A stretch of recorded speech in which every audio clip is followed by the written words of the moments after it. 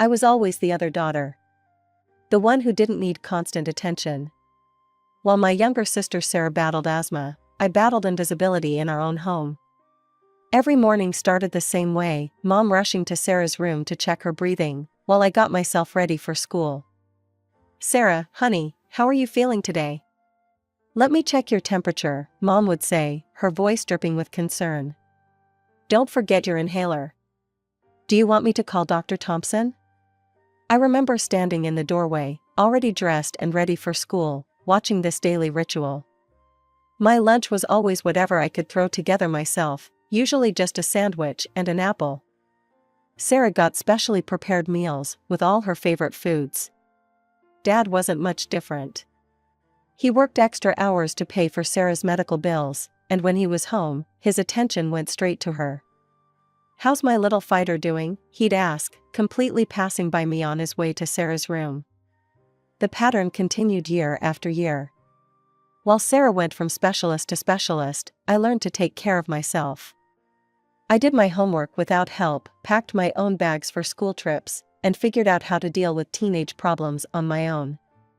Mom never worked, she was too busy being Sarah's personal nurse and advocate. By my senior year of high school, I had perfect grades and a clear plan. I applied for scholarships behind my parents' backs. They were too busy taking Sarah to yet another specialist to help with college applications anyway. The day I got my full scholarship letter, I ran home excited to share the news. I found Mom in the kitchen, preparing Sarah's special allergen-free dinner. "Mom, I got a full scholarship to State University. You and Dad won't have to pay anything." "That's nice, dear. Could you set the table? Sarah needs to eat on schedule with her new medications." That moment crystallized everything for me. I realized I would never be the priority in this house, no matter what I achieved. But instead of letting it crush me, I let it fuel me. I didn't need their attention or approval. I had something better, I had my freedom.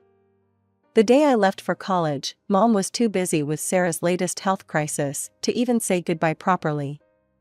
Dad just handed me some gas money and said, "Drive safe." College flew by like a dream. I threw myself into my studies, made real friends for the first time, and graduated with honors. The marketing department at Reynolds and Company snapped me up right after graduation, and suddenly I was earning more money than I'd ever seen in my life. I hadn't heard much from my parents during college, just the occasional text from Mom asking if I was doing okay before immediately launching into updates about Sarah's latest health issues. But that changed once I started working. The first call came about 6 months into my job. "Erica, honey," Mom's voice was sugary sweet, a tone I hadn't heard directed at me before. "Your father and I are in a bit of a tight spot. Sarah needs some new treatments, and with the medical bills." I cut her off. "How much do you need, Mom?" "Oh, just $2,000. We'll pay you back next month." They never did pay me back. Not for that loan, or the next one, or the one after that. But honestly, I didn't care. For the first time in my life, I felt like I had something they needed, and that gave me a strange sense of satisfaction. Then I met Mike. He always making me laugh, always seeing the bright side. We dated for a year before he proposed, right there in that same break room with a ring hidden in a coffee cup. When we told my parents we were getting married, Mom's first response was, "Oh, but Sarah's having some health issues right now. We might not be able to contribute much." "We don't need anything," I told her firmly. "We're handling it ourselves." And we did. We had a small, perfect wedding with just our closest friends. Mike and I paid for everything ourselves, took a modest honeymoon to the beach, and came back ready to build our life together. We both worked hard and saved every penny we could.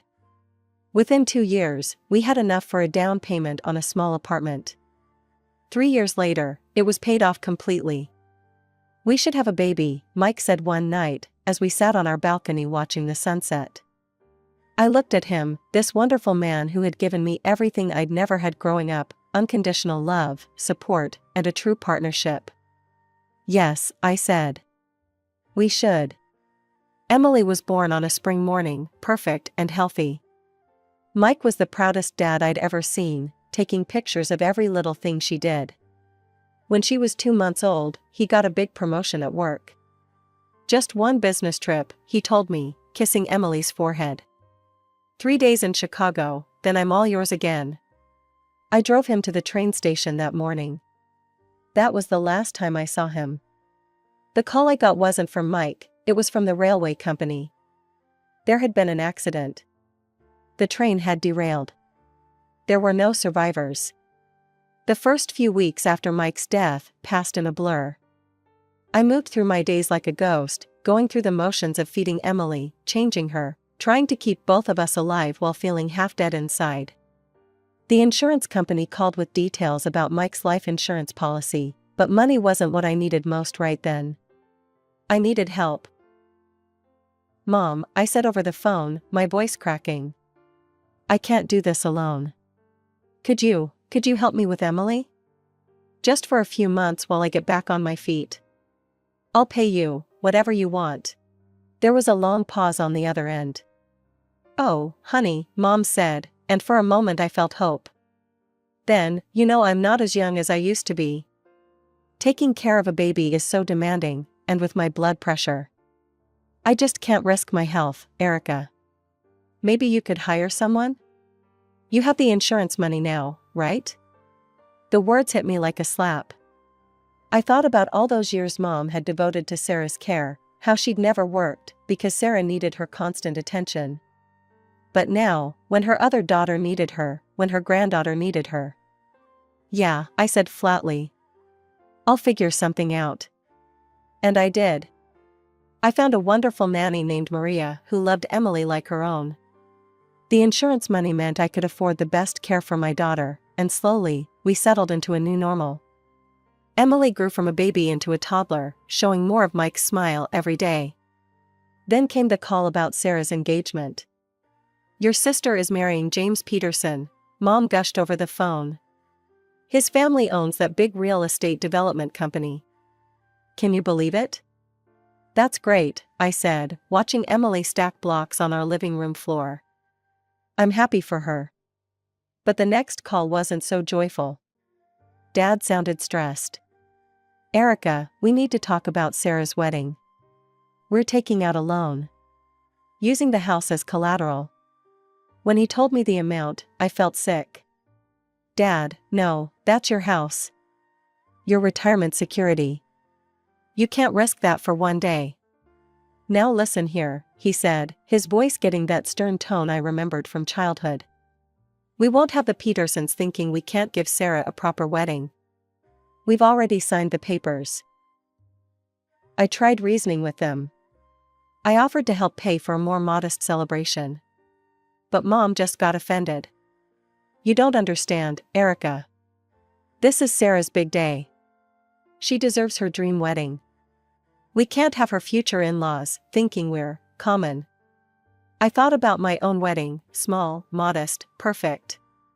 Mike and I had paid for everything ourselves, proud to start our life together without debt. But of course, Sarah needed something grander. Sarah always needed more.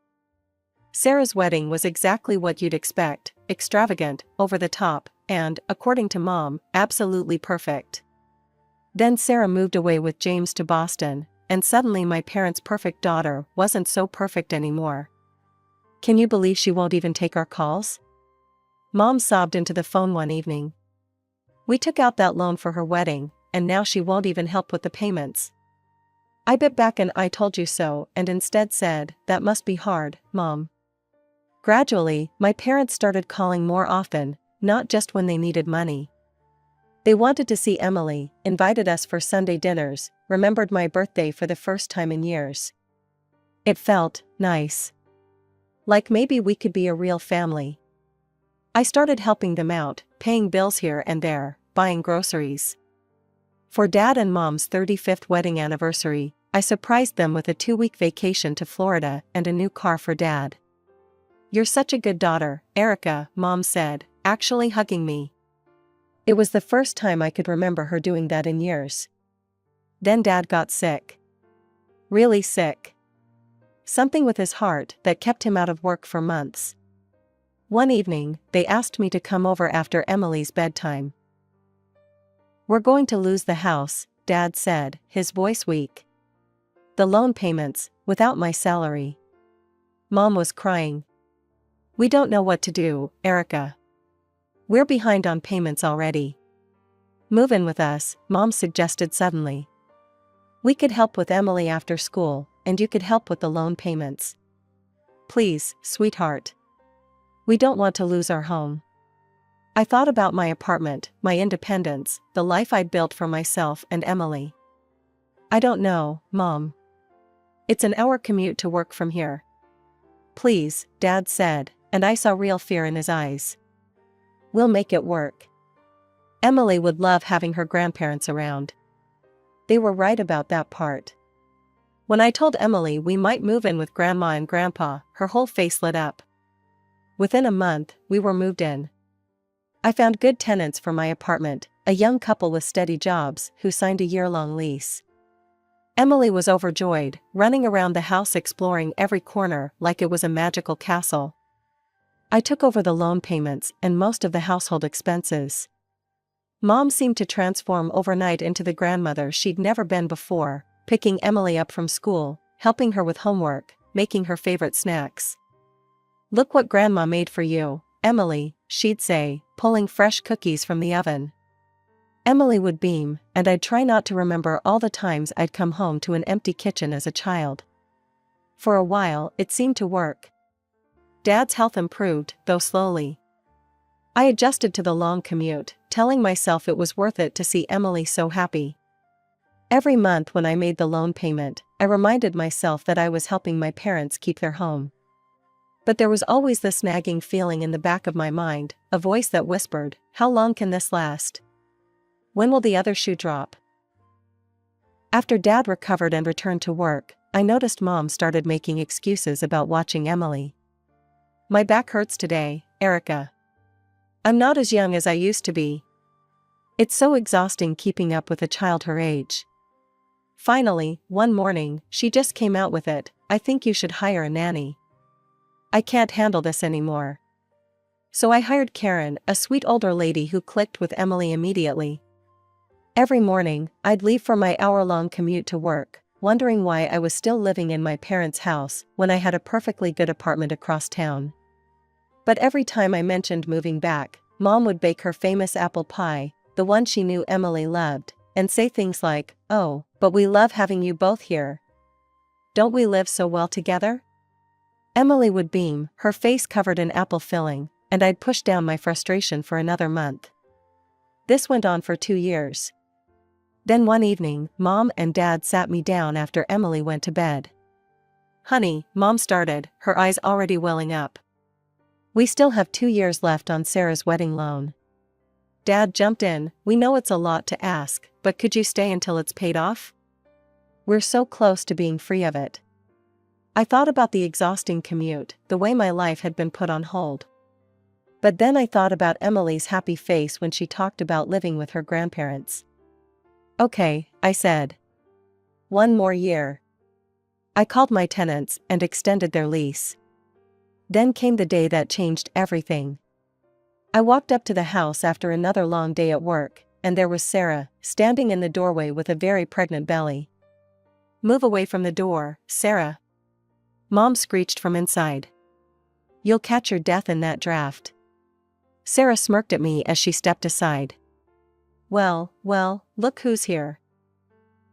Inside, it was like stepping back in time. Mom was fluttering around Sarah like a worried hen, adjusting pillows, checking her temperature, asking if she needed anything. "I made your favorite dinner, Sarah. And there's herbal tea for the baby." During dinner, Sarah dropped her bombshell. "I've decided to have the baby here," she announced. "So you and Dad can help with the newborn." Mom's face lit up like a Christmas tree. "Of course we will. We'll help with everything." I sat there, fork frozen halfway to my mouth, as the memory hit me like a physical blow. Me, alone with 3-month-old Emily, desperately calling Mom after Mike's death. "You know I can't risk my health taking care of a baby, Erica. I looked at my mother, really looked at her, and saw with perfect clarity what I'd been trying to ignore for years. Nothing had changed. Nothing would ever change. Sarah would always be the one who needed them, and I would always be the one who needed to understand. For the next 2 weeks, I watched history repeat itself in excruciating detail. Mom waited on Sarah hand and foot, bringing her breakfast in bed, scheduling doctor's appointments, and stocking the house with her favorite foods. The monthly apple pie that had been Mom's way of keeping Emily and me there? It stopped appearing altogether. The final straw came one evening when I overheard Mom and Sarah discussing nursery plans for my room and Emily's room. I couldn't take it anymore. I walked into the living room where everyone was gathered. So that's it? You're just going to pretend the last few years never happened? That Sarah didn't abandon you with a massive loan that I've been helping pay? Sarah rolled her eyes. Oh, here we go. Saint Erica to the rescue. Sarah, honey, don't get upset. It's not good for the baby, Mom fussed. No, let's talk about this, I pressed on. Let's talk about how you mortgaged your house for her wedding, and then she disappeared. Let's talk about how I've been paying that loan while she was off living her best life. That's none of your business, Sarah snapped. Nobody asked you to pay anything. If you're so unhappy here, why don't you just go back to your precious apartment? Erica, Mom cut in, practically pushing me toward the door. Why don't you run to the store? We need a few things. She thrust a shopping list into my hands. It'll give everyone a chance to calm down. I felt like a child being sent to my room, but I went. Maybe the fresh air would help me think clearly. 20 minutes later, I returned with the groceries. The sight that greeted me stopped me cold. Emily was sitting on the front steps, crying, surrounded by hastily packed bags and boxes, all our belongings. Mommy! She ran to me, sobbing. Aunt Sarah yelled at me. She said we had to get out, and when I started crying, she scared me and pushed all our stuff out here. Something snapped inside me. I stormed into the house. How dare you? I shouted. How dare you treat my daughter like this? Erica, calm down, Dad started. No, I will not calm down. For years, I've watched you favor Sarah. When Mike died, and I needed help with Emily, you couldn't be bothered. But Sarah snaps her fingers and you jump. I paid your bills, your loan, helped save your house, and this is how you repay me? By throwing my child out? Now listen here, Mom began. No, you listen. I've spent my entire life being the responsible one, the reliable one, the one who's supposed to understand when Sarah needs something. I've given you everything, and you've given me nothing but scraps of attention when Sarah wasn't around to demand it all. I grabbed the grocery bags and hurled them across the room. Cans rolled across the floor, eggs cracked, and vegetables scattered everywhere. Mom gasped. Sarah smirked. Dad's face turned red with anger. Get out, he roared. Get out of our house, and don't you dare come back. You're no daughter of ours, Mom added, her voice cold. We never want to see you again. I stood there, breathing hard, looking at these people who were supposed to be my family. Then I turned and walked out, closing the door on 28 years of trying to be good enough. Standing on the sidewalk that night, surrounded by hastily packed bags and boxes, I felt completely lost. Emily's small hand gripped mine tightly as tears rolled down her cheeks. I pulled out my phone with trembling hands, trying to think clearly. Our apartment was rented out for another year, and I couldn't just kick the tenants out. Legally, I needed to give them 3 months' notice. I called a nearby hotel first, then ordered an Uber XL to help with our bags. As Emily fell asleep in the hotel bed that night, I sat in the darkness with my laptop, searching for temporary apartments. The next morning, I found a furnished month-to-month rental about 15 minutes from my office. It wasn't perfect, but it would do. I called my tenants while Emily was eating breakfast. Hi, Lisa, I said to my tenant. I hate to do this, but I need to give you notice. Some family circumstances have changed. Lisa was understanding. Of course. We'll start looking right away. Take care, Erica. The next 3 months were strange. Our temporary apartment felt like living in limbo, not quite homeless, but not quite home either. Emily was quieter than usual, processing everything in her own way. Finally, after what felt like forever, Lisa called to say they'd found a new place. 3 months to the day after being thrown out of my parents' house, Emily and I walked back into our apartment. The moment I turned the key in the lock, something shifted inside me. This was our home.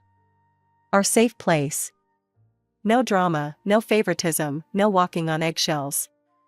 We're home. Emily ran from room to room, rediscovering her old toys and books we'd left behind.